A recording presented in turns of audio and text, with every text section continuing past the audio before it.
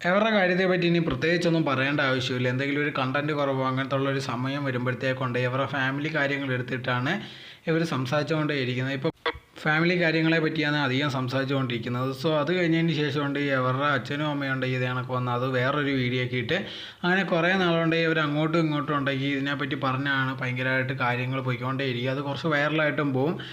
ഇതാണ് കുറച്ച് നാളായിട്ട് സംഭവിച്ചുകൊണ്ടിരിക്കുന്നത്. അതോടെ തന്നെ ഇപ്പോൾ അവരുടെ കാര്യം നോക്കിക്കഴിഞ്ഞാൽ പേരൻസ് ഉണ്ടെങ്കിൽ അവരുടെ അടുത്ത് അവർക്ക് എന്തെങ്കിലും പ്രശ്നം ഉണ്ടെങ്കിലോ വിളിച്ച് സംസാരിക്കത്തൊന്നുമില്ല. വീഡിയോയിലൂടെയാണ് എല്ലാം സംസാരിക്കുന്നത്.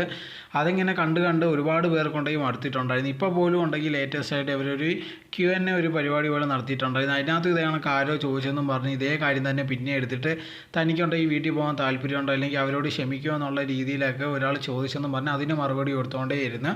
അത് കഴിഞ്ഞപ്പോഴത്തേക്കുണ്ടെങ്കിൽ അതിനെപ്പറ്റി പിന്നെ അവരുടെ ഫാമിലി കൊണ്ട് വേറൊരു റെസ്പോണ്ടായിട്ട് വന്ന് ഇത് തന്നെയാണ് ഇവർക്ക് എപ്പോഴും ഉള്ള പരിപാടി. വേറെ പ്രത്യേകിച്ച് ഒരു മാറ്റവും ഇല്ല. ഇപ്പോൾ ഇത് പറഞ്ഞിരിക്കുന്ന ഒരു കാര്യം എന്ന് പറഞ്ഞാൽ നന്ദു എന്ന് പറഞ്ഞാൽ തനിക്കുണ്ടെങ്കിൽ ഇപ്പോൾ അവരുമായിട്ട് പ്രശ്നമൊന്നുമില്ല. എന്നാൽ പോലും ഉണ്ടെങ്കിൽ അവരുമായിട്ട് തിരിച്ചു പോയി പഴയ കണക്ക് സംസാരിക്കാൻ അതിലൊന്നും ഇപ്പോൾ വലിയ താല്പര്യമില്ല. ഇപ്പോൾ എങ്ങനെയാണെന്ന് നിൽക്കുന്നത് അങ്ങനെ നിൽക്കാനാണ് താല്പര്യം എന്നാണ് കുഞ്ഞുമോൾ പറയുന്നത്. ഇതിനെപ്പറ്റിയുള്ള നിങ്ങളുടെ അഭിപ്രായം എന്താണെന്ന് കമൻറ്റ് ബോക്സിൽ കമൻറ്റ് ചെയ്യുക. നിങ്ങൾ ഈ ചാനൽ ആദ്യമായിട്ടാണെങ്കിൽ മറക്കാതെ ലൈക്ക് ചെയ്യൂ, ഷെയർ ചെയ്യൂ, കമൻറ്റ് ചെയ്യൂ. മറക്കാതെ സബ്സ്ക്രൈബ് ചെയ്ത് അടുത്തുള്ള ബെൽ ബട്ടൺ അമർത്തുക. എന്നാലേ ഇനി ചെയ്യുന്ന വീഡിയോസ് എല്ലാം നിങ്ങൾക്ക് നോട്ടിഫിക്കേഷനേ വരികയുള്ളൂ.